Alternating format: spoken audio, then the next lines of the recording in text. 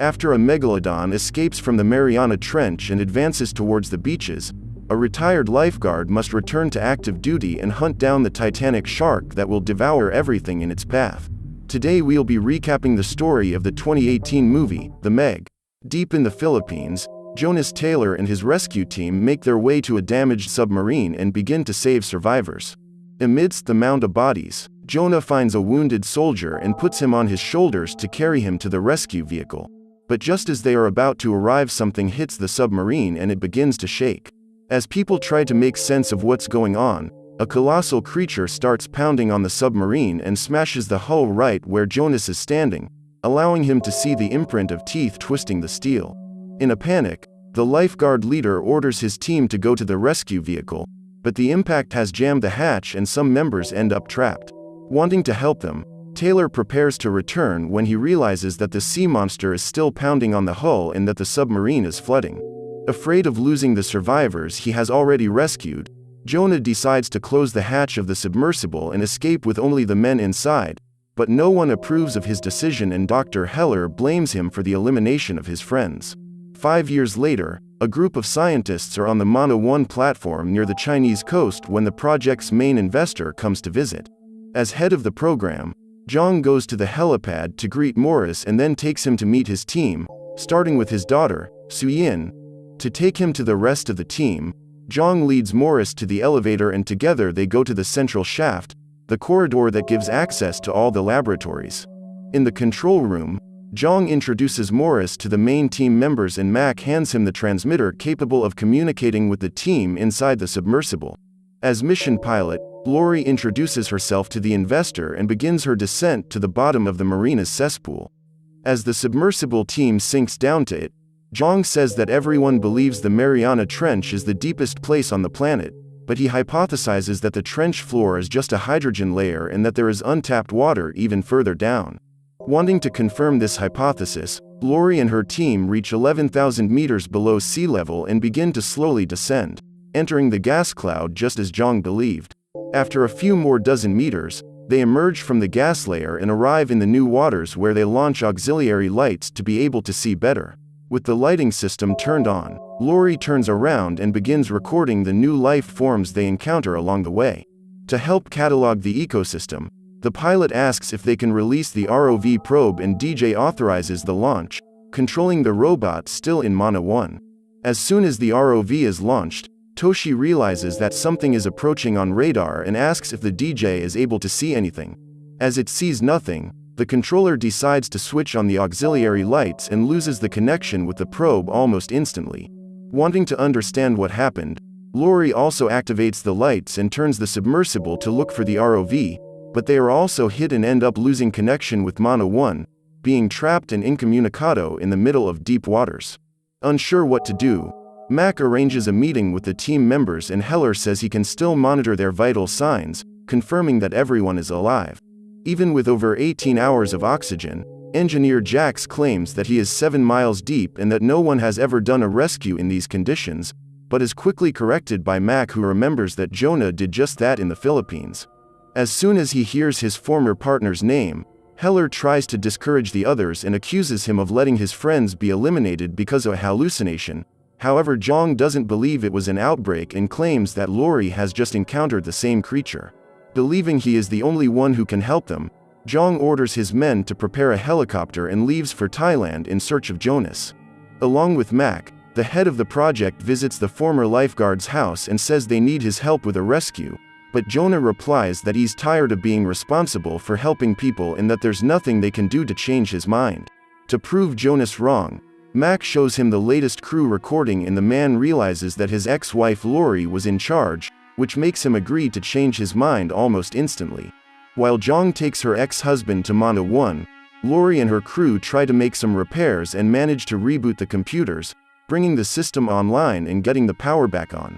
Unsure if they will make it to the surface, the crew members chat until the creature returns and lands another blow on the submersible, causing a screwdriver to pierce Lori's stomach.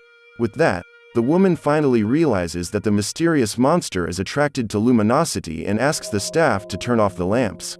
At Mana 1, she sees that the last impact caused leaks and soon the crew will run out of oxygen, but as Jonah has not yet arrived, she decides to take one of the gliders to go there herself to tow them. With everything ready, DJ releases the launch and Suyin begins the automatic descent sequence, leaving for the bottom of the sea just as Mac's helicopter arrives. As soon as they land on the platform, Jon takes Jonas to do some tests with Heller and the two fight from the first moment, but as he has a job to do, the lifeguard leaves everything there and decides to go to the submersible. Inside, the man meets Suyin's daughter who helps with the checks and makes him promise to bring her mother home safely. After making sure Maing is out of the sub, Jonas says he's ready to dive and DJ authorizes the launch, but when he hits the water, Taylor is paralyzed for a few seconds staring into the depths.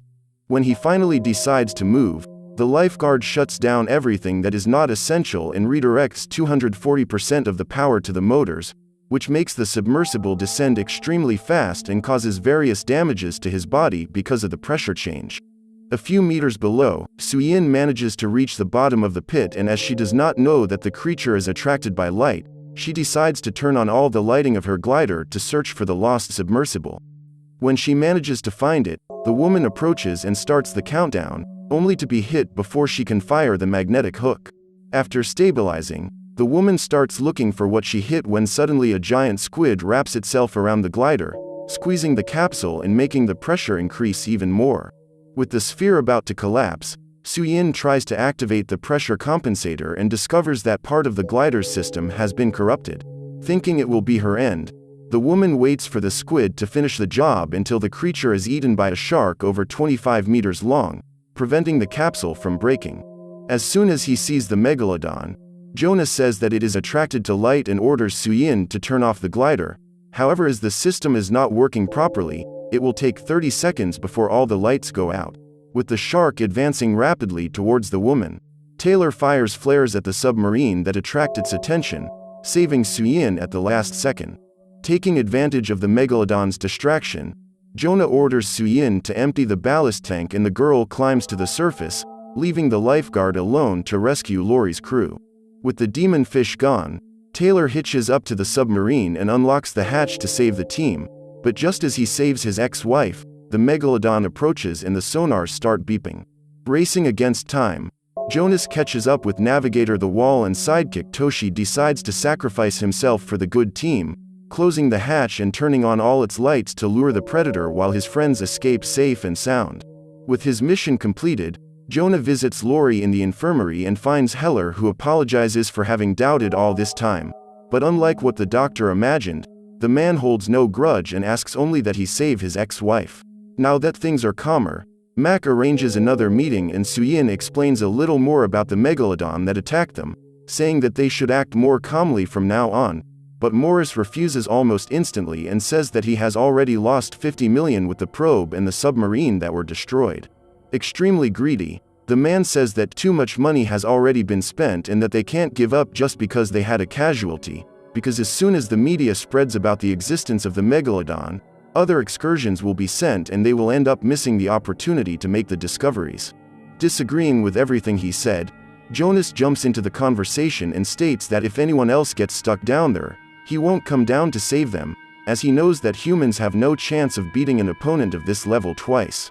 While the adults discuss what to do, Maine goes to play in the central shaft when she comes across the Megalodon staring at her from outside. Wanting to make a meal, the shark tries to bite the girl, who starts screaming in the corridors, drawing the attention of the adults who run to look for her. After walking all over the platform, Jonah and Suyin manage to find Maing and see the Megalodon devouring the whales outside. Wanting to understand how the creature got there, Jax starts checking on her computer and discovers that when Jonas's submersible passed through the hydrogen cloud, it ended up creating a low-pressure zone that must have sucked the shark inside. As soon as they finish the analysis, they receive an emergency signal from 3 ships that have sunk and decide to go there to see if the Megalodon has anything to do with it. With a spare boat, they head to the coordinates and find the wreckage of a shark fishing vessel, but that irony of fate, the Megalodon has already found them and decided to avenge his brothers. While the scientists investigate the crime scene, the culprit appears on the horizon and Zhang has the idea of using a cage and harpoons to inject something lethal into the shark, but as they need time to set up the cage, they decide to implant a tracker to monitor the position of the prehistoric shark. Thinking of a way to reach her, Suyin suggests that one of them should jump into the water and swim to the shark to place the tracker, defending the idea that if the person swims slowly, he will not be noticed by the predator.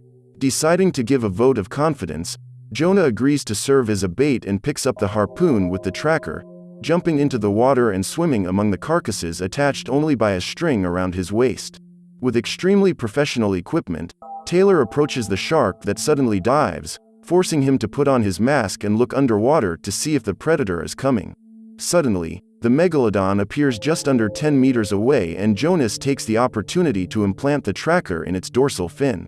With the objective completed, DJ activates the crane that begins to pull Jonah with an extremely high speed. However, this was a big mistake, because as soon as he notices the vibrations in the water, the Megalodon turns towards the human and swims with everything behind him, forcing Mac to put the engines at full power while DJ continues to pull the reel. Still, the shark manages to keep up with the speed and almost gobbles up Jonas, who is pulled into the boat at the last second. Now that they can track the Megalodon, the researchers prepare the polycarbonate cage while Jong injects the harpoons with enough atorphine charges to overdose the shark.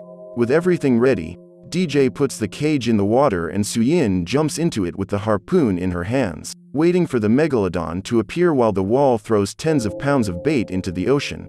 Following the smell of blood, a few lemon sharks approach and start circling the cage until they all disappear and Jax sees from the tracker that he is less than 50 meters away.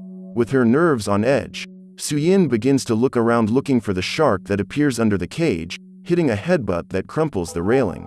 After recomposing herself, the woman prepares the harpoon and aims at the Megalodon's eyes, but he is smarter and moves away, returning after a few seconds to make a new attack and put the entire cage in his mouth. About to be swallowed with the cage, Suyin fires the harpoon into the shark's mouth and warns it that she is trapped inside, causing Jonah to jump into the water to help her.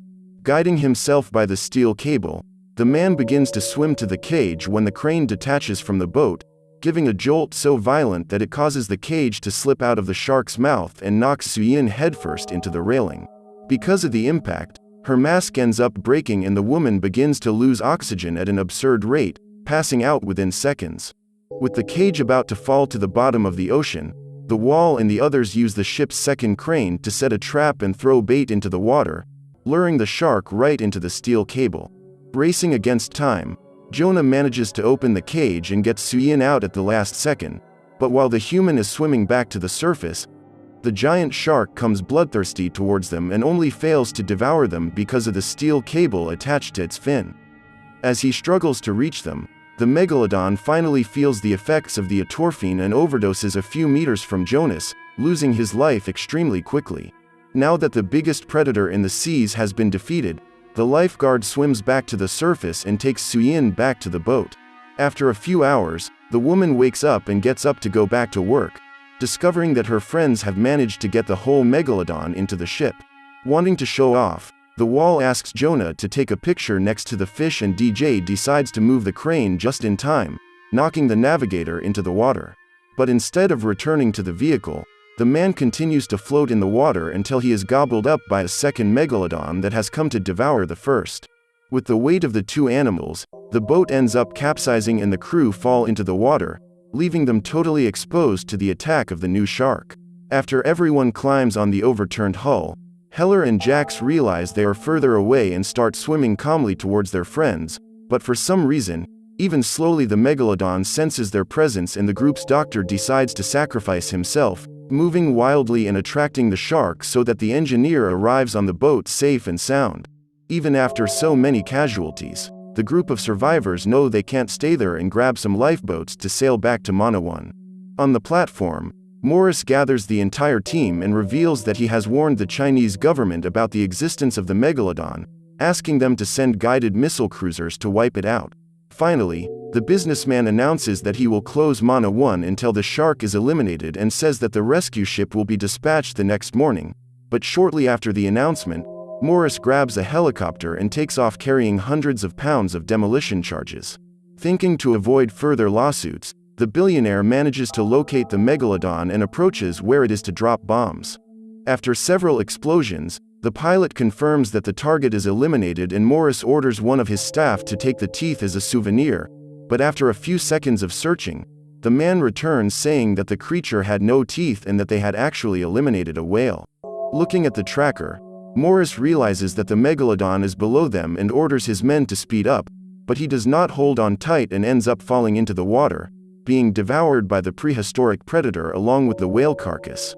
At Mana 1, Mac discovers that Morris lied about the Chinese government and Jonah decides they will take care of it themselves.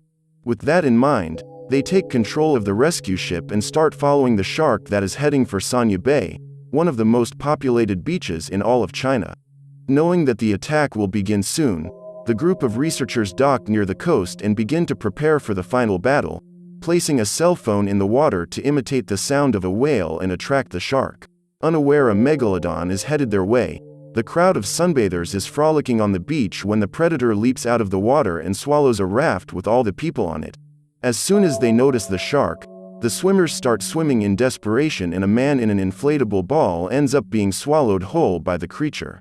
With his endless hunger, the giant prehistorical shark is still not satisfied and swims towards the crowd that has been clustered in the center of the water. But just as the Megalodon is about to complete his meal, DJ turns on his cell phone, which makes him change direction instantly, saving the swimmers from becoming the giant shark lunch. Near the boat, Suyin and Jonas enter the water with their gliders and wait for the shark to arrive. As soon as it appears, the former lifeguard turns his submersible around and tries to fire a missile at it, but as the predator is too close to the boat, Jonah decides to take it away and ends up on a coral reef. Navigating the rough terrain, Taylor ends up hitting the ballast of his submersible on the ground and loses some control, managing to recover shortly after. Even after all this, the man does not give up on the plan and begins to attract the predator towards Suyin so that she can shoot. However, even receiving a missile almost inside the mouth, the Megalodon remains 100% intact. Noticing the explosion, the press helicopters drop their coverage in the bay and go near the ship to record all the action. However, one of the pilots ends up getting distracted and collides his aircraft with that of another broadcaster, causing both to explode and one of them to fall on the ship, forcing the crew to jump into the water. Not knowing what happened, Suyin attracts the mega shark and takes it towards Jonah so that he can shoot, but the missile ends up failing and he is pushed over the boat. At that moment, Suyin realizes what happened on the ship and decides to go to the surface to look for her daughter, finds her safe and sound along with DJ. Underwater, Jonas keeps distracting the Megalodon until he decides to end it all once and for all. Determined to sacrifice himself, the man lunges towards the shark and pretends to swim upwards, but at the last second, he turns the glider downwards and uses the piece of metal in the ballast to tear the predator's belly open, opening a gigantic hole.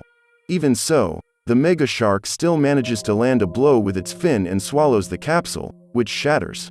Exposed in the open sea, the man swims to the ballast and removes the piece of metal to use as a weapon, grabbing onto the shark's face and driving the steel stake into its eye. With that, the Megalodon is finally defeated and hundreds of smaller sharks come to feed on the carcass. After Jonah brings Suyin to the surface, the group celebrates that they managed to survive and each of them goes on with their lives as normal, at least until the next mega shark emerges from the depths. So what did you think of this movie? Leave it in the comments below. And if you liked the video, like and subscribe for more movie recaps.